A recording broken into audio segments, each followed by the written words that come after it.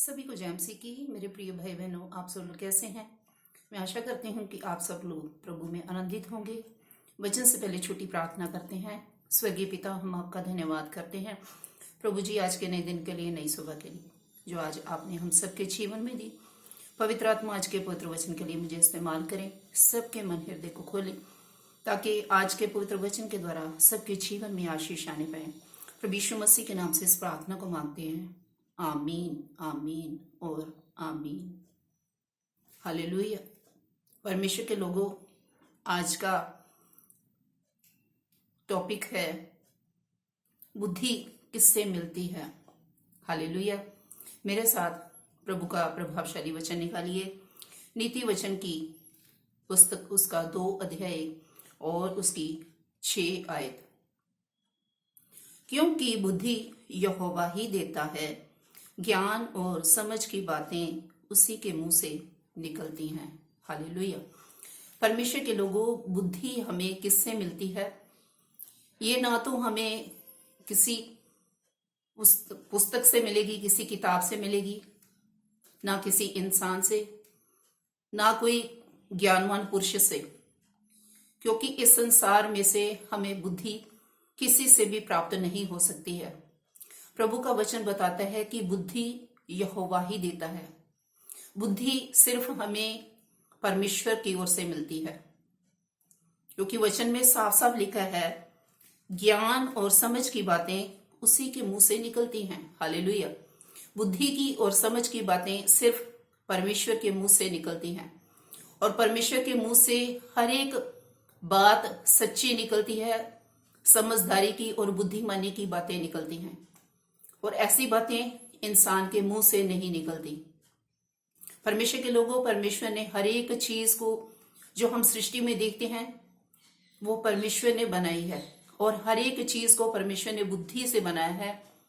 आकाश की ओर देखें तो परमेश्वर ने बुद्धि से आकाश को बनाया और समझ के द्वारा स्थिर किया। पृथ्वी को भी उसने समझ के द्वारा स्थिर किया। हर एक चीज की रचना जब हम परमेश्वर की देखते हैं कि परमेश्वर ने बुद्धि और समझ से उन सारी चीजों को तैयार किया है।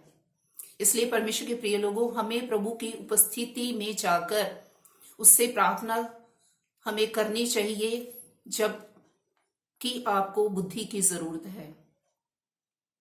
आप चाहते हैं कि हम परमेश्वर से बुद्धि को पाएं, तो आपको परमेश्वर से प्रार्थना करने की जरूरत है।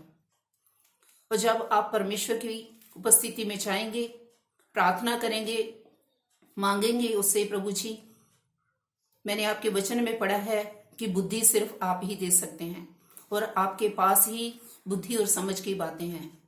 किसी भी इंसान के पास या इस संसार में किसी की ओर भी देखें तो हमें बुद्धि नहीं मिल सकती। इसलिए परमेश्वर के प्रिय लोगों, जब हम प्रभु की उपस्थिति में जाकर प्रार्थना करेंगे, जब हम प्रभु की बुद्धि को मांगेंगे, उसकी समझ को मांगेंगे, तो वो परमेश्वर हमें देगा। और जब वो हमें बुद्धि देगा, समझ देगा, तो हम बुद्धिमान बन जाएंगे, हम समझदार हो जाएंगे। हमें पता चलेगा कि एक ही सच्चा परमेश्वर है जिसने सारी सृष्टि को बनाया, जिसका नाम प्रभु यीशु मसीह है।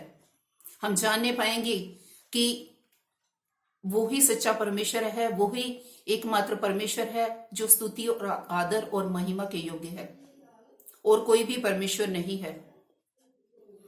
तब हम परमेश्वर की ही उपासना करने पाएंगे, वचन पढ़ने पाएंगे, उसकी स्तुति महिमा करने पाएंगे, रोजा रखने पाएंगे, और प्रभु की उपस्थिति में जाने पाएंगे। परमेश्वर के लोगों, जब हमारे बीच में बुद्धि और समझ नहीं है तो हम किसी के भी आगे झुक जाते हैं। लेकिन जब परमेश्वर की बुद्धि और समझ हम में आ जाती है, प्रभु हमें प्रदान करता है, तो हमें पता चलता है कि एकमात्र सच्चा परमेश्वर वो ही है। और हमें पता चलता है कि हमने कोई भी बुराई नहीं करनी, कोई भी पाप नहीं करना। ये बुद्धि और समझ के हमारे बीच में आने पर होता है। और जब तक हम बुद्धि और समझ को अपने जीवन में प्राप्त नहीं करते, हम किसी भी मार्ग पर चले जाते हैं, कोई भी बुरा काम करते हैं।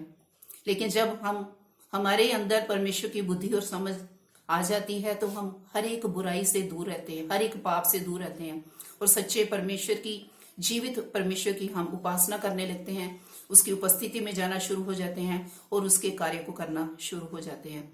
इसलिए आइए हम अपने जीवन में फैसला करें प्रभु से बुद्धि पाने का, प्रभु से समझ पाने का। और प्रभु चाहते हैं कि आप उससे बुद्धि मांगे और वो आपको बुद्धि प्रदान करेगा। इस वचन के द्वारा प्रभु आप सबको आशीष और बरकत दे। सबको जय मसीह की। God bless you all.